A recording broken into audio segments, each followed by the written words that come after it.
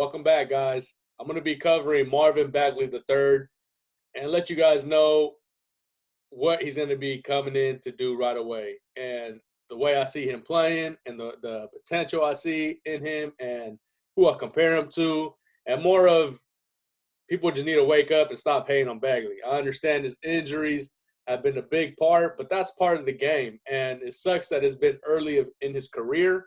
But if he comes back, which he is coming back, and he's going to ball out because he's been doing that in pieces here and there, but just hasn't been able to clearly show the ability that he has to just take over a game. And I really do feel like he's going to be a future all-star. And before people already start talking about Luka, I want to bring it up right away. I'm a big Luka fan, but the only reason we didn't draft him is because we had De'Aaron Fox. But regardless, Bagley is going to be a future all-star. So quit talking about Luka, all the Luka talk. Yes, I understand he's a great player. He's probably one of my favorite players in the NBA, but Marvin Bagley is a nice fit for the Sacramento Kings. And to have him next to Fox, Buddy Hield, Rashawn Holmes, I feel like that's the new core for the Sacramento Kings. Our core last season was Fox, Bagley, Buddy, and Bogdan.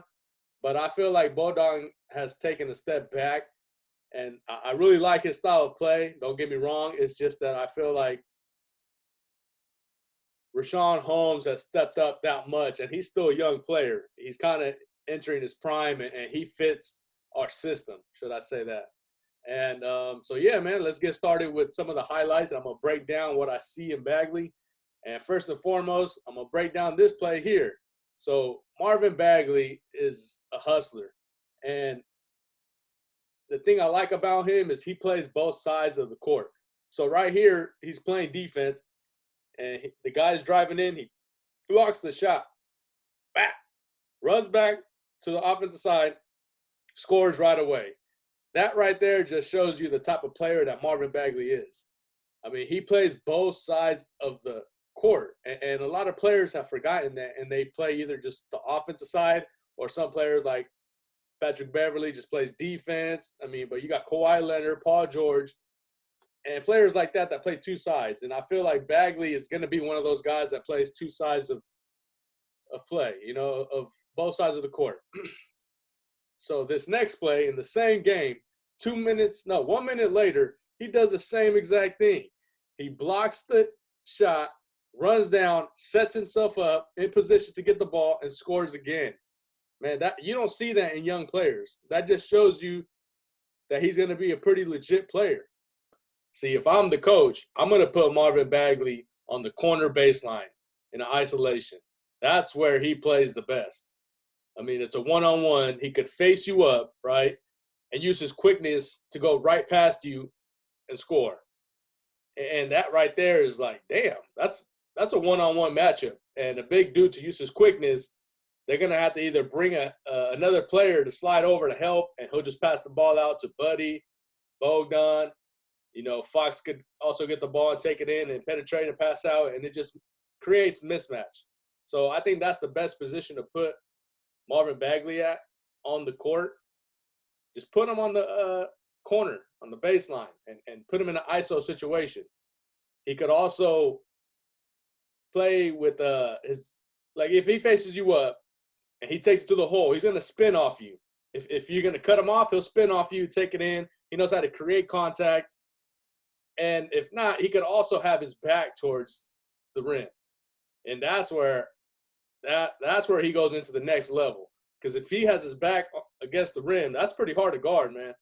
Because you don't know if he's going to spin off you, take it in to use his quickness, or if he's going to spin, hit you with a fadeaway jumper. And when he does that, he's damn near unstoppable in that position, man. Because if he can hit that jumper with a fadeaway consistently, then good luck stopping this guy, man.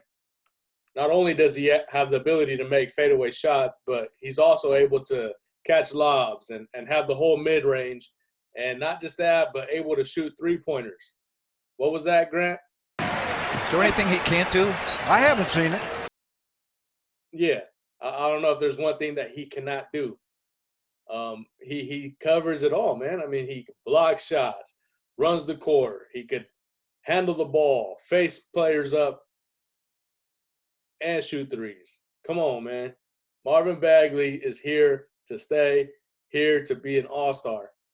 Now, my comparisons is a guy with the same height, same weight, 6'11", 235 pounds, Chris Bosh.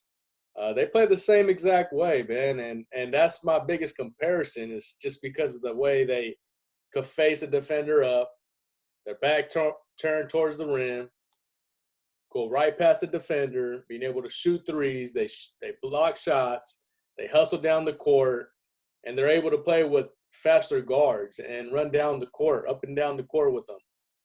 So if we can get the full potential of Marvin Bagley to be a Chris Bosh, I mean, that's a win, man, and we win it.